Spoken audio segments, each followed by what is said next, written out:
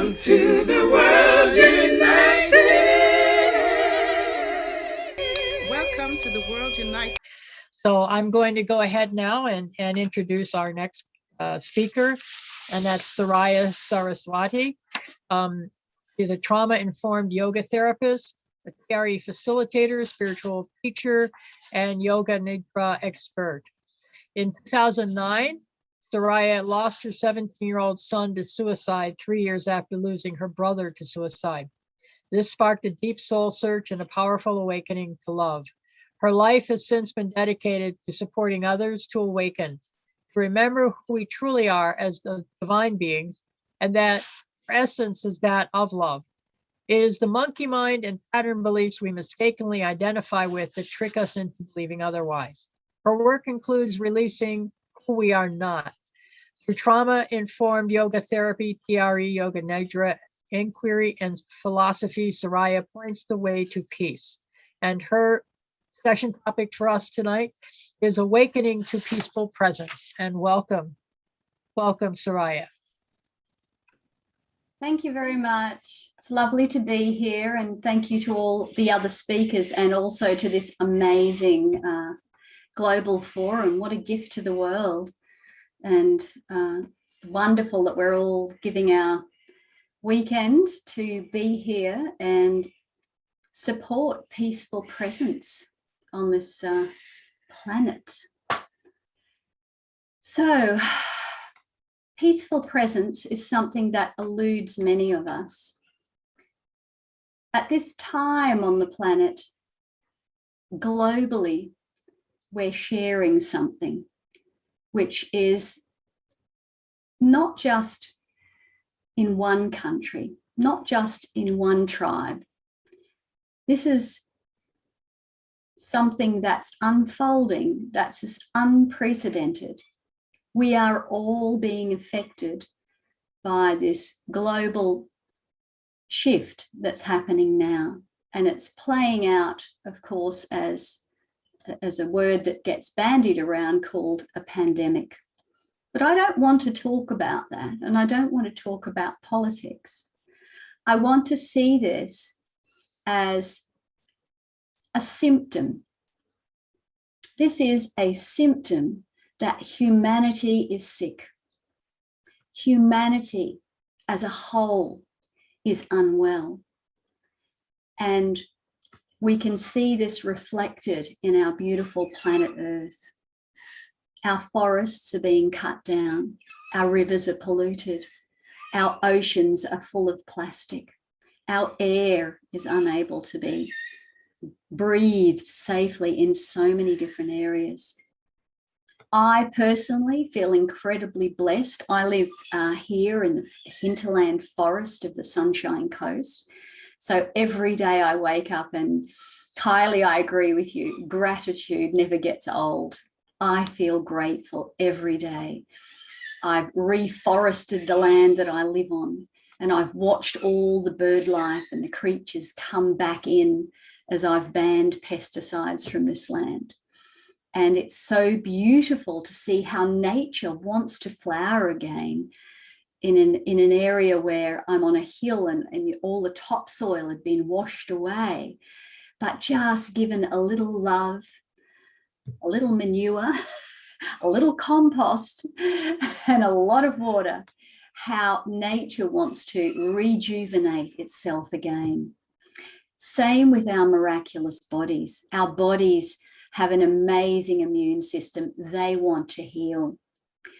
Our consciousness is pure. It is untouched by all this worldly unfolding, the drama of life. But we've lost touch with that purity.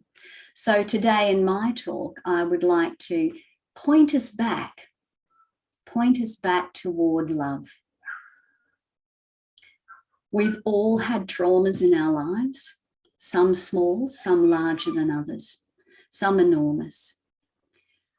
I had my traumas as well, losing a husband, a brother, and a son in a terrible way, where they found there was nothing left to live for. So they chose to end their lives. This is so sad, so terribly sad, when I think that we have identified with ourselves incorrectly. And as you mentioned, Kylie, you know, you identified with your body, and when you were born, your body was broken. I can see it's healed very beautifully. We've all been broken in some way at some time. But what has been broken? What has been broken? There's a beautiful saying by Mahatma Gandhi: the divine radio is always playing. We just need to be silent so that we can listen. And my little ad is that adjust our dials a little. Where is our focus? Where is our intention? If I'm identified with myself as this body, and this body is in pain, this body is suffering, then I will experience pain, because that's the identification.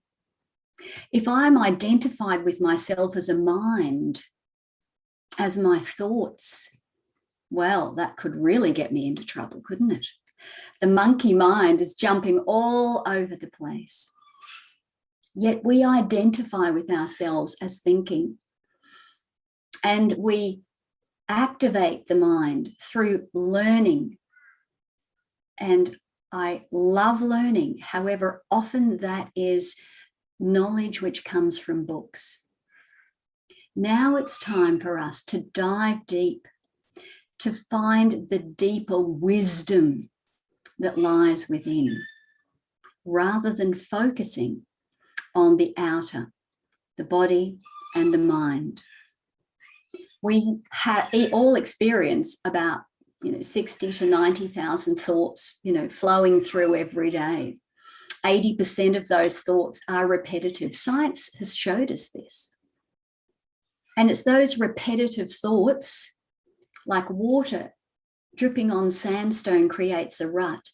They create patterns of being, patterns of presence. And most of these patterns are in the subconscious mind.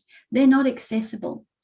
We can look at our life and go, how did this happen? I would never have chosen this. But it's the underlying subconscious patterns, the programs that we're running behind the scenes that have created the life we have today. We are identifying with who we are not. In my work, I work spiritually, with yoga therapy, with the ancient wisdom that's come through that lineage, and also somatically through the body, because we lock trauma into our body. And our body is holding on to that tension, holding on to that trauma. And that's activating the patterns. All we need is a little poke, a little trigger, and up will come an old pattern of reactivity again. Knock us off our game, knock us off balance. We've all experienced this. And of course, we can cover that up. I'm also a naturopath, and I've been taught in healing that we go to the root cause. I can put on makeup. I can dress beautifully.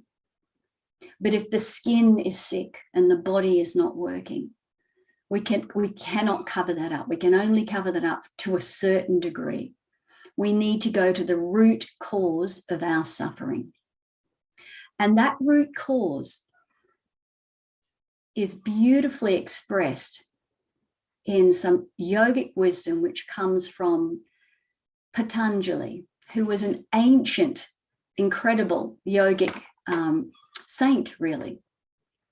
And he brought to us the kleshas. Now, these kleshas have been expressed through most beautiful philosophies and religions in different ways. The Buddhist philosophy took up most of them as part of their teachings. And the first one is that we are rooted in avidya, or ignorance. And this ignorance is a lack of deep wisdom. We go to school and we learn. We learn how to do a career. We learn how to give a speech. We learn how to do this. We learn how to do that. But we don't learn how to connect with our heart. We don't learn that we are all one, and that if there's pain here, there's pain there. And if I want to help the world, the deepest and wisest thing I can do is to wake up here and to live as peaceful presence, to live as this one consciousness, expressing as multiplicity and diversity in all of humanity. In fact, all of everything we see in manifestation. The second one is asmita, our ego identification. It's the mask we wear. We're identified with this body. Everything is about this body, how beautiful it is. I see so many beautiful young women who have a fundamental program that they're running, which again, Kylie alluded to. I'm not good enough. But who is the I that is not good enough? They're talking about their body. They're talking about their mind and their knowledge. They're not looking at that aspect of ourselves which is unchanging, which is the same in me and the same in you. And the third is raga, which is attachment and craving, reaching and grasping, doing. I say that humanity suffers from doingitis. Perhaps we could stop so much doing and fall into being. Do. Burnout. Burnout is epidemic. Mental health issues are epidemic. We are trying to impress all the time. If we could just sit back into our own authenticity, into our own beingness, without trying to be anything else, if we can drop our mask and be authentic, we could fall into peaceful presence. The next is dvesha. Dvesha is aversion. And dvesha is when we push away. I don't like this. I don't like that. I don't like you. I'm going to judge everything. And just as we have the craving and the attachment, just as powerful is this aversion, this pushing away, this judgment. And very often it's directed inwardly toward us. I don't like me. And the last, which is perhaps the most powerful, abhaneshva, the fear of death, the fear of the end of me as I know it.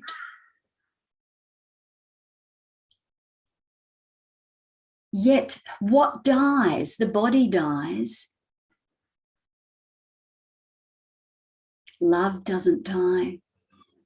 When we lose someone we love, and I've lost many that I love, my love for them was never dying. It did not die with their bodies. It remains here forever. Consciousness does not die. It is manifesting constantly and continually. So these beautiful 5 kleshas point us, and in non-duality we say don't focus at the finger pointing to the moon. Go straight to the moon. We get caught up in teachers and teaching. Just focus on love, because that's what we're pointing to here. Focus on harmony, peaceful presence. Notice the arisings of these kleshas within ourselves. See the falseness of them. Shine the light of aware presence upon them. For awareness is the golden key to freedom. Once we begin to wake up And we see through the falseness of so many things we've believed in the past. They're like ghosts. You know, people pretending to be ghosts with little white sheets over the top. They fall and collapse. They were nothing. They don't have to rule our life. So let us remember we are all one. I am you, you are me. Take off our masks. Accept life as it is. For isness is the business. Right here, right now. This is life. The past is a story we keep telling ourselves. The future is a figment of our imagination, a fantasy, a projection. This is life, right here, right now. Right now. Namaste.